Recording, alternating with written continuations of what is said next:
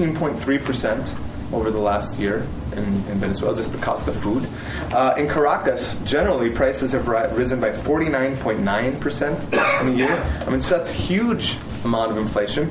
At a time when oil from $147 a barrel this summer is now down to $60 a barrel. I mean, this is a very precarious situation for an oil exporting country to be in. As folks know, Venezuela is one of the biggest exporters to the United States. Exports 1.3 million barrels a day, which is about 15% of U.S. oil imports. So that's a very important source, and that, of course, is why they're after this control of this country. And yet, with the oil prices falling by more than half, that presents some problems for the government budget. Because what they've called it is a lot of people have called it petro-socialism.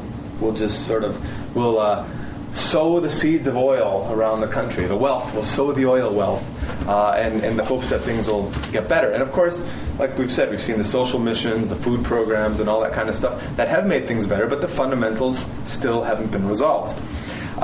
So we're going to have regional and mayoral elections this November 23rd. And this is going to be an important turning point because the oligarchy now has presented a bunch of candidates of their own.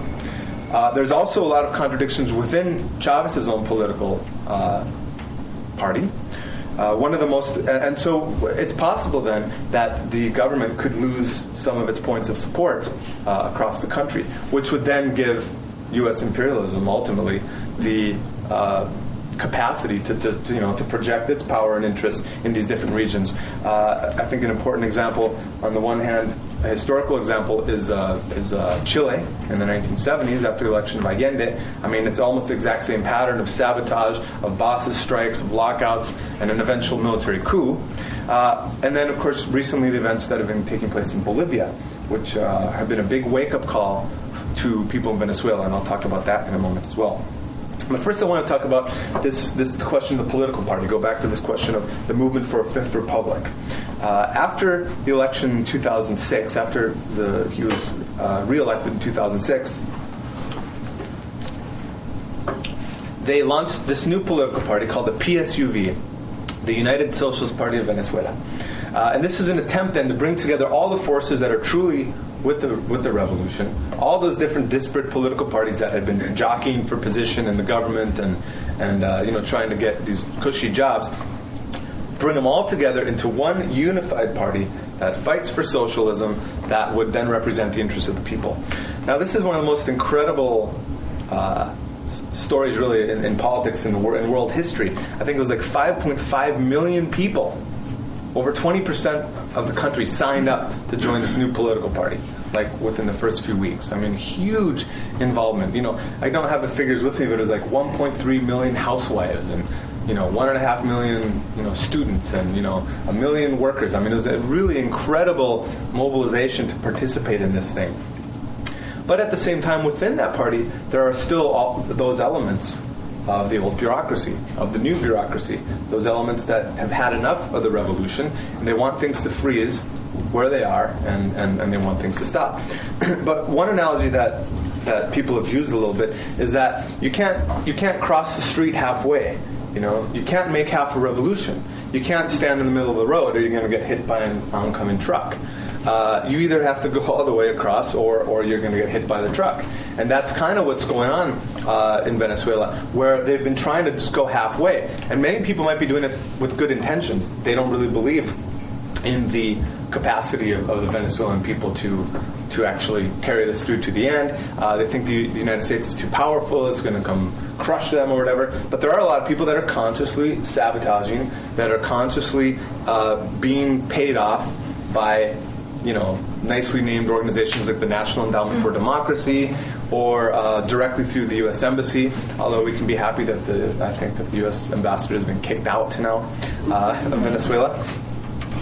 So the PSUV then, this political party has become the sort of the arena for the struggle between for the soul of the revolution, really. And so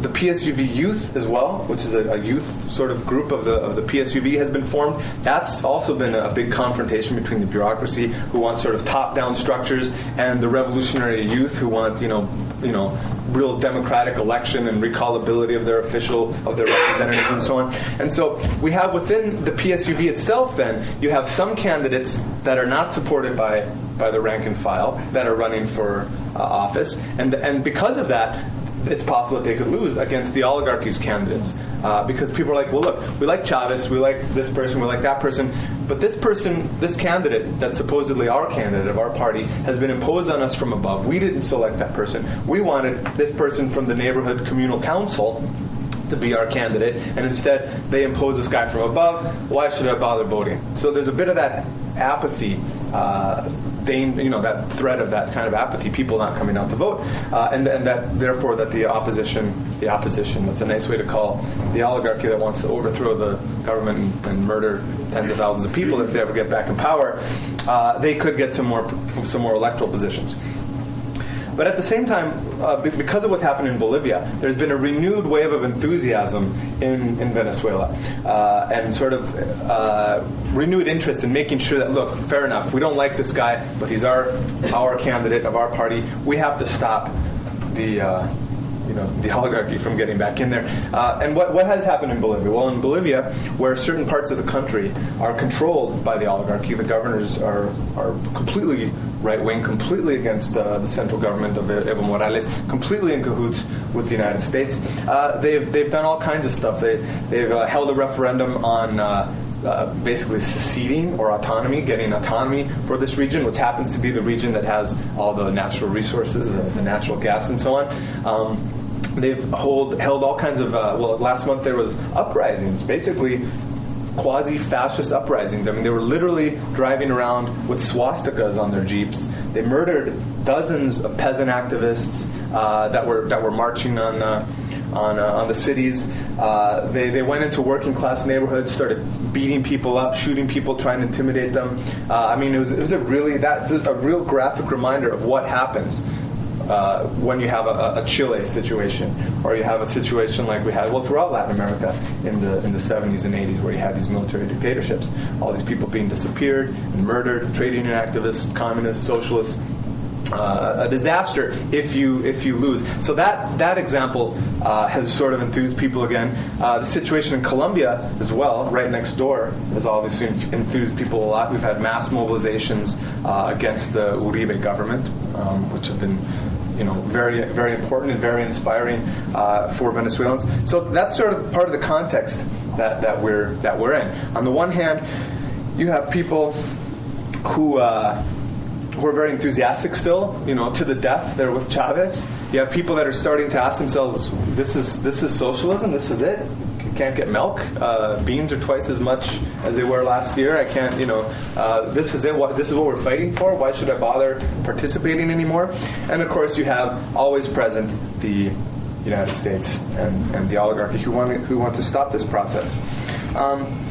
But we've seen that at every single stage, all those dates that I gave from 1989 through the present, at every stage, the Venezuelan workers, the Venezuelan urban poor, peasants have mobilized by the millions to defend their revolution. And I think we'll see that again on November 23rd. We'll see people coming out on the streets. We'll see people occupying key strategic points to make sure that it can't be sabotaged. Like I just read the National Guard is going to be occupying all the power plants to make sure that there isn't sabotage of that. Neighborhood militias are being set up to patrol the streets to make sure that there aren't attempts at disruption at the polls and so on. And I think once again we'll see this happen. But the point is that a revolution has limits. You can't, like I said, you can't cross the street halfway. And that's sort of the stage. That's where the title of this talk is Venezuelan Revolution at the Crossroads. It really has to decide one way or another which way it's going to go. As far as the Oh, just real briefly about the elections on the 23rd, is that it's possible that if there are defeats, if there are some losses, of course the media here is going to freak out and say, oh, this shows that people are Chavez is finished, the revolution's over. All the lies that they've been spinning for years and years and years and years are going to get even worse. If there is an overwhelming victory, doesn't matter. They'll still spin the lies that, this just proves, again, it's a dictatorship or whatever. No matter what they do, they're going to be under attack. So I would invite everybody to be really